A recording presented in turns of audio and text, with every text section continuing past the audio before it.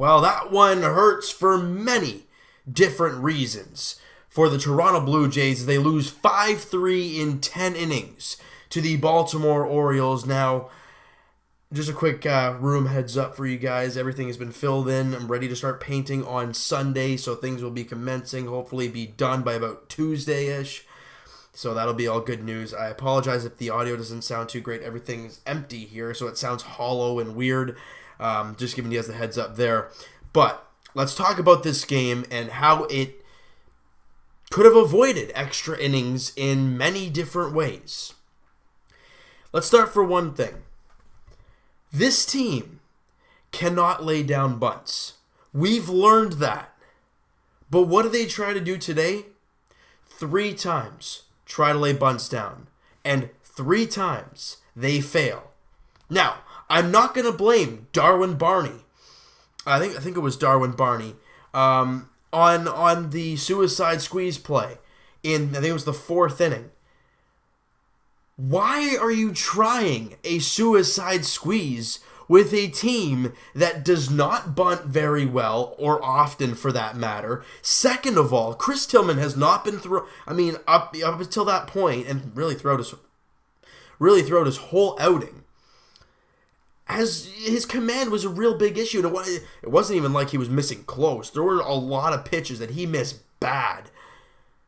And then you take yourself right out of that.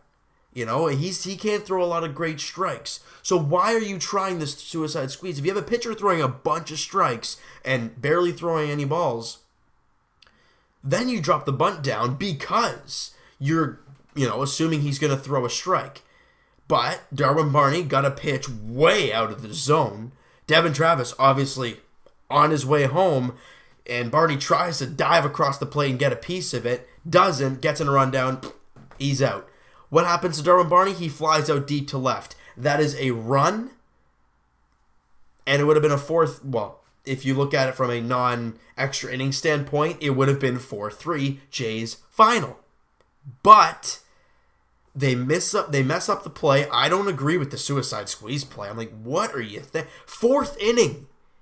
It's not like you're desperate, but very desperate for a run. You were already up 3-1. A sac fly and it scores another run. Okay, there you go. It's a 4-1. Manufacturer. Good stuff. Why are you trying these risky plays?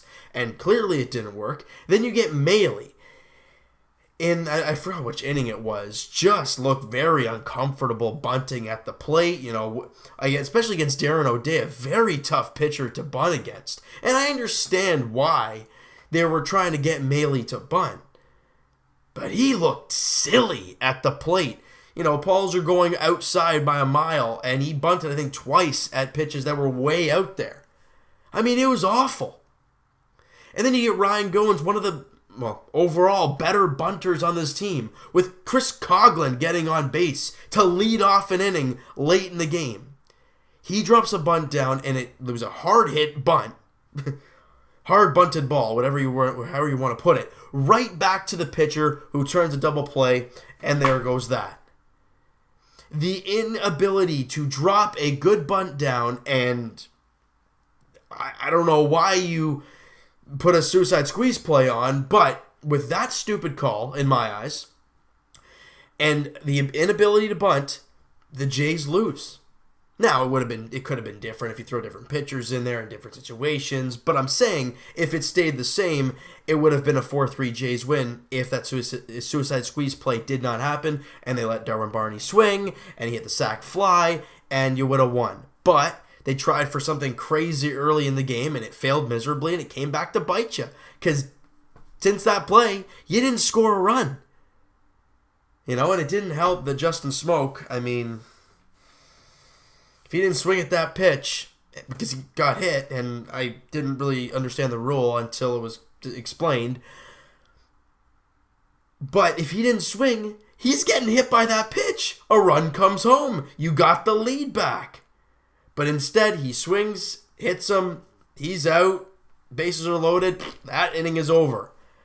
The inability to come up huge, as we've seen in the past, kills the Jays in this one. Then they hit 2 rain delays, and it's even more frustrating because it's past midnight. I got work tomorrow. I got 2 games of baseball tomorrow, and I gotta make a video about us after a stupid, almost a full hour rain delay. And then right when we come back, Jason Grilli, I mean, we saw it to begin the season. The very first game of the season against Baltimore, he gives up a walk-off home run, and in this game, he gives up a walk-off home run again. Everything went wrong today for the Jays. Everything. Now, if we're trying to take positives out of this, if we're trying to, Anthony Alford gets his first, appearance in the big leagues as he gets called up earlier today.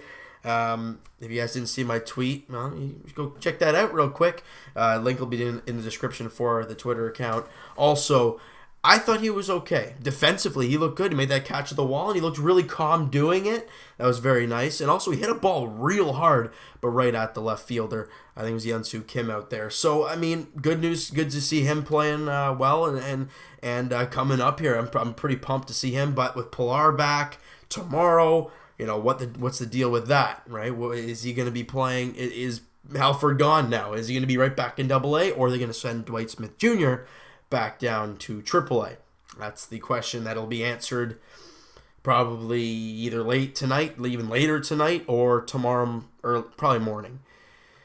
But nonetheless, the Jays lose, and they're now 18-25, 7 games under 500. So that whole 5-game win streak, it's evaporating. And the Jays had this game. They had opportunities, but just couldn't do anything with it. Aaron Sanchez pitched a fine game in this one. I thought he was very good. 6 innings, 6 hits, 3 runs. Again, 1 missed pitch to Wellington Castillo, as well as Jason Grilli, a bad pitch to Wellington Castillo as well. But again, couple bad pitches and you lose the game. That's the recipe for baseball, right? You make a couple bad pitches, it's gonna hurt you.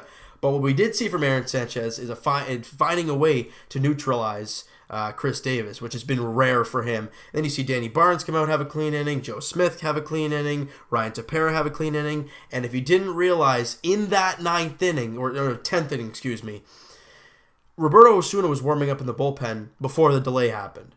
Why? Because he was going to come out and pitch. But with the delay and everything, Jason Grilli has to come out, and we all know what happened. This is a day where Jays fans just want to say, you know what, I just want to go to sleep.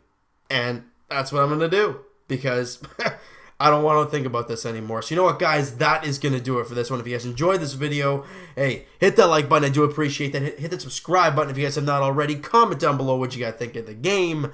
I mean, it was a mess. And the umpire strike zone, I don't know what the heck was going on with him. It was big 1 second, then it was a P the next one. Joe Smith throws a fastball right down the middle. No, that missed. What were you looking at there, Blue? I know you're wearing glasses, but what were you seeing? So that was a tough one. Let me know what you guys thought about all that. And we'll talk to you guys tomorrow night. It won't be directly after the game, as I said. I have 2 games tomorrow to play. So I think it won't even be done game 1 by the time this game gets underway. So it'll probably be, I don't know, let's say 11 o'clock, 11:30. Maybe get the video out to you guys. It'll be tomorrow. Mike Bolsinger, Kevin Gausman, game 2 of this series. Let's even up the series at 1. That's what we need after this gross, rough one tonight. All right. So let's shake this one off, and let's get right back at it tomorrow night. Talk to you guys then.